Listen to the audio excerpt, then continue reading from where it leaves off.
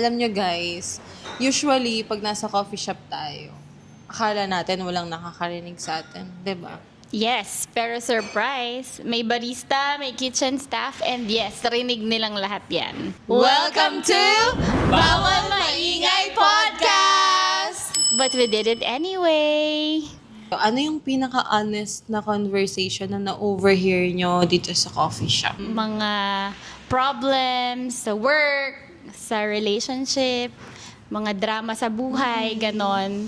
Actually, marami tayong naririnig na mga usapin nila, pero mas madalas talaga ang chismis muna bago seryosong usap nung madalas ko naririnig. Ikaw, Ate Kim, ano ba mga naririnig nyo? Ikaw, Kim, from Drip, anong insights mo dyan? Usually mga away ng mga magkarelasyon. Wow! Ay, grabe. Work-related po. Pero feeling ko pag nasa coffee shop ka or may group of friends ka, parang feeling mo nasa ibang mundo ka dun sa other.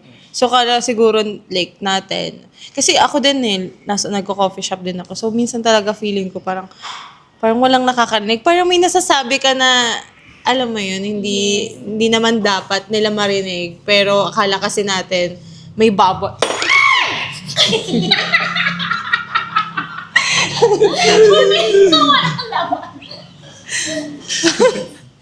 Ganda pa naman ang sinasabi ko. Tuloy-tuloy na pero... Okay, ayan. Yeah, totoo naman. Ako, yung feeling, siguro pag nasa cafe ka, you feel na you're in a safe space. Mm-mm. Kasi yung mga tao parang wala naman pakialam sa'yo. Mm-mm. Yung other people na nag-coffee lang din, na may sarili silang mundo, ganyan. So parang people go to cafes or to restaurants to chill, Yes. to talk, and to catch up with friends na nagsishare sila ng iba't ibang klaseng hirap siguro sa buhay or mga yung mga siguro mga wins din nila sa buhay. Hindi lang naman lahat ng pinag-uusapan sa cafe problema lang. Yes. Siyempre may mga wins din tayong pinag-uusapan. Yes. May naririnig ba kayong mga ganong klaseng Hindi Yeah. lang puro problema. Oo, like Yes. masasaya namang experiences nila na pinag-share. Big achievement nila sa buhay. Kaya sila nagse-celebrate sa cafe. Oh, Yeah. that's Sige nga, yung Sample. like, narinig nyo na may mga achievement sila Nanalo sila sa contest, grupo sila. Oh. Yes, kaya tapos narinig ko sa'yo nila, siguro sila champion nata or kasi hindi ka na mararamdaman mo yung sa'yo nila kung no? Kung, yung ganon. Kaya yun, ma'am. Ang saya lang sa feeling na may nakikita ang customer na masaya sila sa ginagawa nila sa buhay. Yeah, di ba parang ang saya na they go here or they come here sa Drip and sa Viet para mag-celebrate Yes. ng mga wins sa life.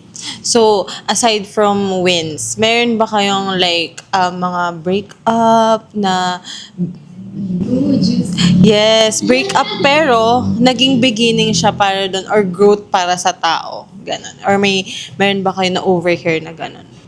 Madalas na pinag-aawayan yung pera no? Madalas yung pera talaga. Naririnig mo talaga yun? Yes, ma'am. Dito po pagka... Parang mag-asawa kasi sila di ba? Hindi sila mag-asawa, ma'am. Pero may narinig lang ako talagang grabe sila mag-away kung magsagutan sila dahil lang sa pera. Malalaman mo talaga yung relasyon pag matagal na, pag nag-aaway na sa pera no? Ganun. So, mukhang matagal na talaga sila. Tapos naman sa bata, yan, madalas break up talaga. Guys, nakakaiyak nga yung ganun Minsan Tigim. Parang nanonood ka ba ng K-drama? Ikaw, Kim, may narinig ka bang like break-up stories dito sa Drip? Meron ma'am, tapos minsan umiyak po yung babae dito. Oh, wow. Oh. Marami sa umaga. Ganun. Most usually morning ang mga... Early morning Oo, nangyari. ma'am, early morning nakaduty pa ako. Umiyak yung girl. Sa tingin mo, bakit sila nag-break? Or overhear mo ba yon? Cheating issue. Tapos dito nila na feeling mag-usap sa Yes, Drip. ma'am, tapos sakto sila lang yung tao. Sumiiyak siya. Kasi, paano yung Pero ito yung naku-curious ako, Kim. Ano yung in-order nila? ma'am, umorder sila ng suda. Dalawa sila. Nung strong, una, strong. chill lang muna. Alam ko na kung bakit. Strong coffee. Para masabi nila yung mga Yes. buhay. True. Yun, tas minsan, pagka, yung gay naman, pag nasa labas, mag-walk out, parang, habulan eksena. Ay, taray, parang ano talaga ang drip. Ano ba bagay? Parang mga ganun, no? Pagod na pagod Pero may humabol naman. Nung may nag-walkout, humabol naman si girl. naman. Ay, ang taray. Sa tingin mo, ay sige. Oo. Sa tingin mo sila pa din or hindi na? Hindi naman. Kasi iba na yung kasama. Charot lang. Ay, iba na yung kasama. Iba na yung kasama. Galing ko ata, iba-iba yung kasama. Ay, we. So yan Si- witness ang mga Oo. barista and ang kitchen staff sa mga nagbe-break dito Yes, at ma'am. mga nagtutuloy ng relasyon nila. So, eto naman. Meron pa tayong customer dito, or like regular, kahit sino. Basta nakikita niyong nag-grow sila as a person. Like, Or nag-grow Oo. sila over time Yes. dito sa drip or sa Viet. Like nakita niyo sila from, years ago pa dito. Kasi ang tagal niyo naman na pareho dito. Mm-mm. So yun, may na-witness ba kayong ganun? Meron mo. Hindi naman sa pag-body shape. Pero kasi, siya, everyday silang nasa grip, halos araw-araw. Mag-jowa sila. Siya ma'am, medyo chubby yung guy. Then, parang after 2 months, puro Amerikano lang siya ng Amerikano. Then, 2 months, nakita namin, talagang pumapayat siya. Parang, grabe ang galing. Pero lang siya, kape lang siya ng kape everyday. Tapos lagi sila nandito. so mag-Amerikana na din pala dapat. Hindi totoo yun. Pero before that, Amerikano na ba talaga yung in-order? Sudama, tapos less sweet. So yun, kung gusto nyong Papayat. Yes. Amerikano is the key. Parang may something dito sa drip. Parang isa siyang binding ingredient sa mga relasyon na parang pag pumunta kayo dito, instantly parang okay na yung mga relationship and everything. Pero syempre, dun pa din sa ibang nagbe-break. Sa observation nyo naman, Gerald and Kim, what do you think dun sa mga solo customers natin? Yung talagang pumupunta mag-isa, nagko-coffee mag-isa, ganyan. Ano yung Okay. thoughts niya? Ako, para sa akin, parang ang powerful lang yun. Kasi ako para sa akin, hindi ko kasi kayang kumain mag-isa. Like, parang ang boring, wala kang kausap. Pero kasi pag nakikita mo sila, grabe, ang tagal nila. Minsan ma'am, may mga customer pa tayo na papasok sila ng morning ng 8, tapos until 3, andito pa rin sila. Mag-isa lang sila. Nagkakape, minsan nagsusulat. Nakakailang order ng kape yan sa'yo. Isa lang, tapos minsan ng order pa sila minsan ng pagkain. So, grabe, ang tagal na nila dito. Di ba sila nakaantas? So, kahit minsan ang ihin ng mga customer, focus na talaga siya. Ano sila? Typically working ba? Or Hindi, talagang ma'am. nag-chill lang dito, Or ganyan? tambay lang. Parang nag-chill lang siguro mo. Pero hindi sila nag-work eh. Parang minsan nakatingin pa sila sa bintana. Ito, taray. Parang nagmumuni-muni pa dito. Ikaw, Gerald. Wala lang, kain ka lang. Wala naman gutom ka. Tsaka maganda kasi dito sa natin sa pwesto eh. May freedom. Tsaka may mga seats talaga na pwedeng solo ka lang, makapag-work ka, Yes. ganyan. Yeah, baka yung feeling nila na pag pumunta sila ng mag-isa, they feel free. Yes, Alam mo yung may freedom ka gawin kung ano yung gusto mong gawin, hindi ka napipigilan dahil may kasama ka, ay kailangan na namin umalis, ganito, ganito. So siguro yung mga nakikita yung customer na nagsistay longer, yun, siguro gusto nila yung free sila, yung may freedom sila para gawin kung ano yung gusto nilang gawin. Yes, ma'am. Speaking of solo customers, meron ba kayong mga like memorable na memories or memorable na solo customers na meron tayo dito? Pwede ba mag-name drop? Pero yun nga kasi, meron kaming customer lagi, siya eh.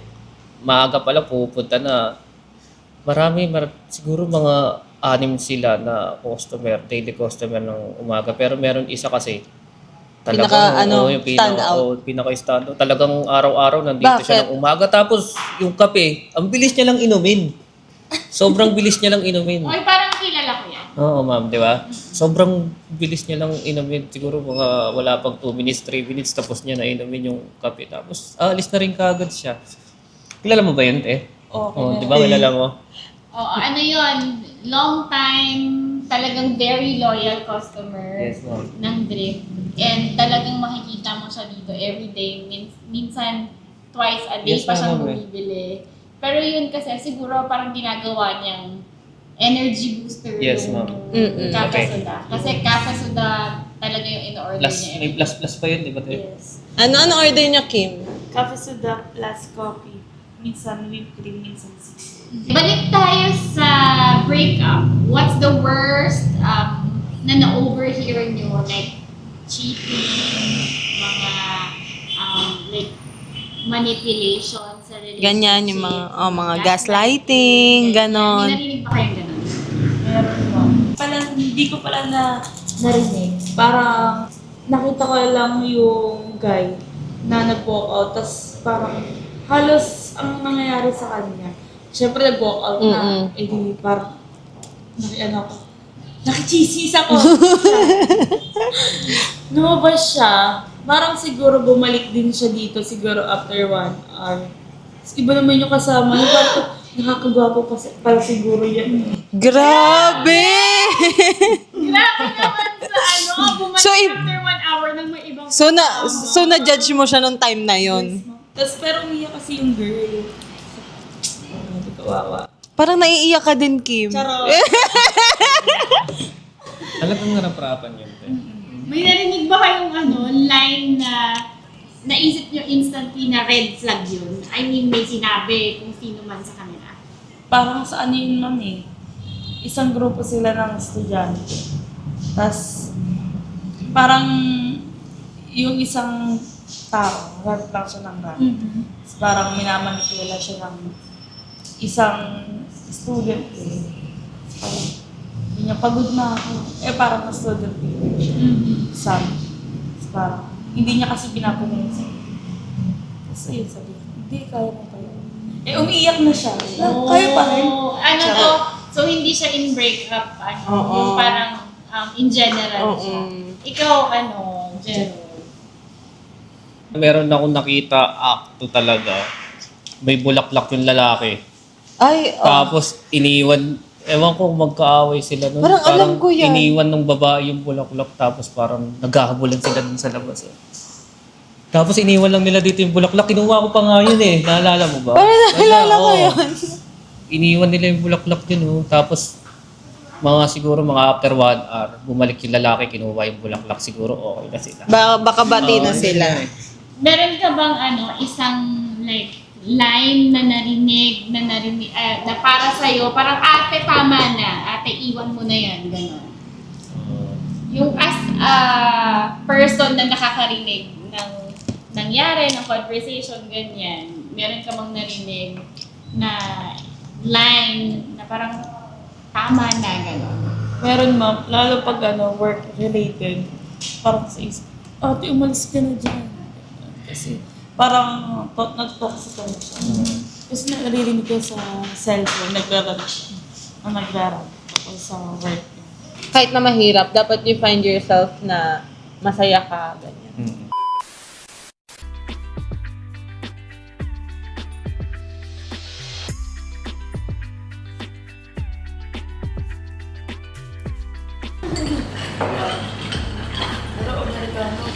Oh my God, natapon. So, after, syempre, nakagawa na tayo ng coffee. Syempre, coffee soda kasi yun yung natin eh. That's our best seller. Pero kayo, what's your favorite drink? Si ate mo. Green tea with season. With season? Ako Soda with season. Basta with season, ma'am. And no water. Talagang dapat with season. Yes, ma'am. Kahit wala ng tubig, basta maraming yelo. True. Masarap Ako din ang naman. coffee soda kapag madaming ice. Well, actually kasi, wala talaga siya dapat sa water. Puro ice lang talaga. Puro lang talaga. Kaya, parang ganito. Yeah. Kasing tapang na. Actually, ako din. Actually, ang kapusuda is, na may sisap is like Cafe Moy. Di ba? Ang Yes. sarap. So, parang gusto, Cafe Moy ang favorite ko. Sa tingin nyo, sa age nyo, kasi ilang taong ka na kayo? 24. 24. Ikaw? Hindi mo talaga. How 27 young are you? How young are you? 27 pero kung consider ko yung self 21 pa lang ako. Why? Bakit? So, anong generation kayo? Kasi kami, ako, ay, sasabihin ko ba? Millennial ako.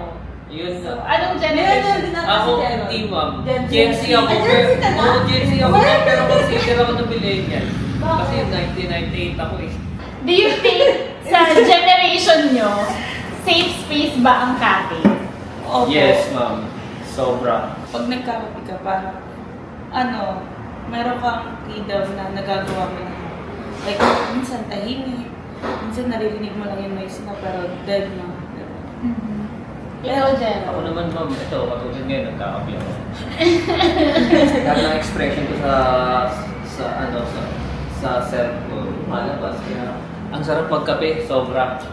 Lalo na may kausap ka. Kahit sino isa- talaga kasama mo, okay talaga, like, magpila kayo, Yes. ganyan. Tapos pupunta kayo sa different place, different cafe, not knowing anything about it. Tapos, para kayong Parang nagkikritik kayo, ganon. Yes, ganon. Since na-mention niyo yung freedom kanina, for you, what does independence mean?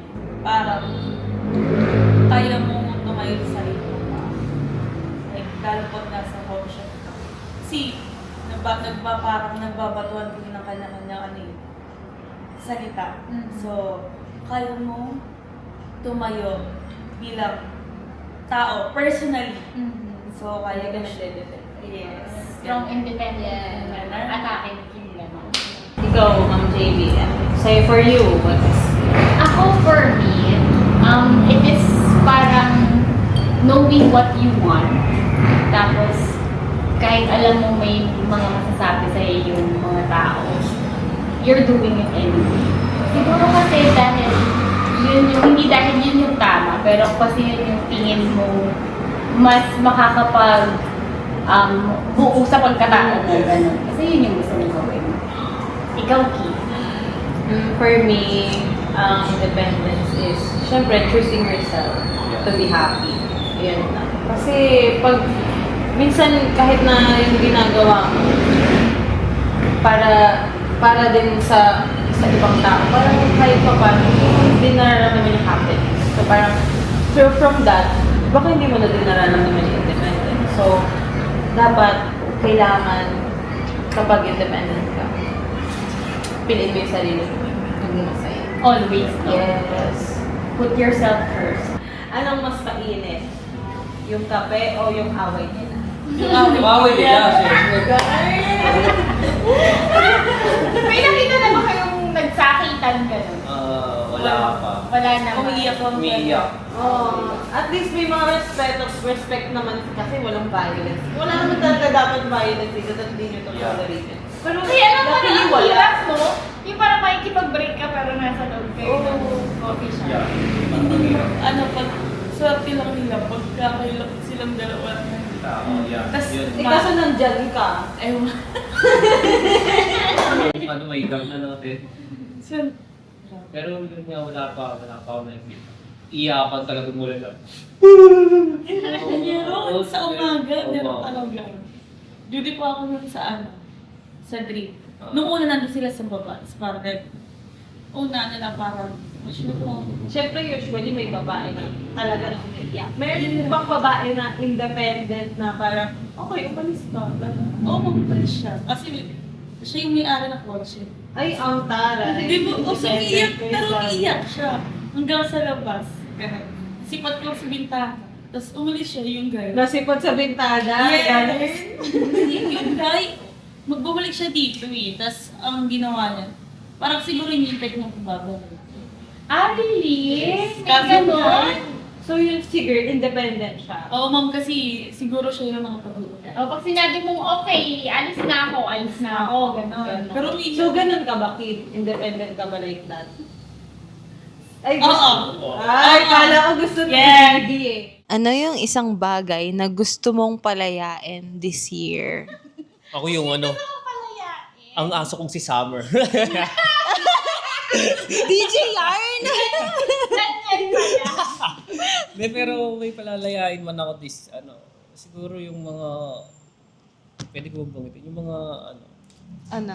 di ko alam kung pwede siyang banggitin, Vices? yung mga, paano ko siya i-consider na, ano, yung mga bad, Kaya mo bad, yan. ano, Vices. yeah, yung Mga bad habits. Mga bad habits yun. Yung mga yun yung palalayain ko ngayong True. year.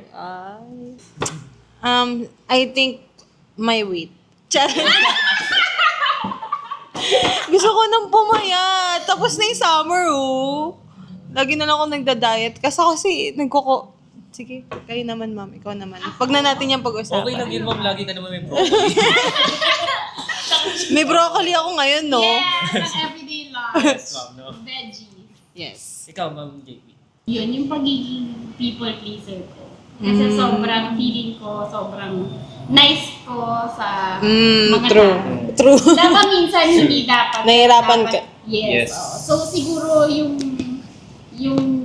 part ko na ganun. Na, it's okay to say no sometimes. Yes, and it's important to say no. Kapag Yeah. alam mo, hindi na siya yung sa puso mo. Yung parang gusto mo sanang mag-no pero dahil may Parang iniisip mo kasi yung goodness sa tao na yun. Yes. That's why you can't say no. oo, pero ngayon, dapat medyo firm ka na Mm-mm. sa mga decisions sa life, mga ganun. Maybe kaya important yung mga coffee shop. Yes, really. Ngayon, kasi yun nga, Kasi syempre dito nagiging honest yung mga tao. Katulad natin. Actually, we don't have a conversation like this parang ngayon lang. 'Di ba? and minsan dito rin nila nafe-feel na nagiging free sila, ganyan. Yung nagiging magaan, yung feeling, ganyan. Happy Independence Happy Independence Day, guys!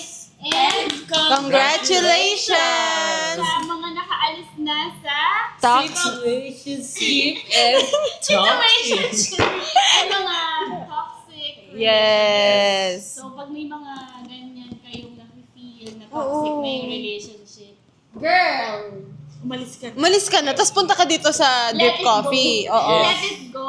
Yes, dun sa far away. Punta kayo dito sa Drip Coffee sa Biat Yes. Yummy. Yes. No judgment. No judgment. Okay lang yan, guys. Punta lang kayo dito. Narinig lang naman, pero hindi naman kayo natatandaan ko nung name nyo, ganon. Ano lang kami, para kaming Yeah. ano bang tawag doon? Human diary? Oo, ganun. Yes, ganun. like that. Nandito kami to support you. Yes. Kung may mga request kayo, guys, just comment below. Yeah. Comment below. Comment below, guys. Lakas ng loob. Kung kailangan nyo ng lakas ng loob, Yes. ikaw sa Dani. Yes.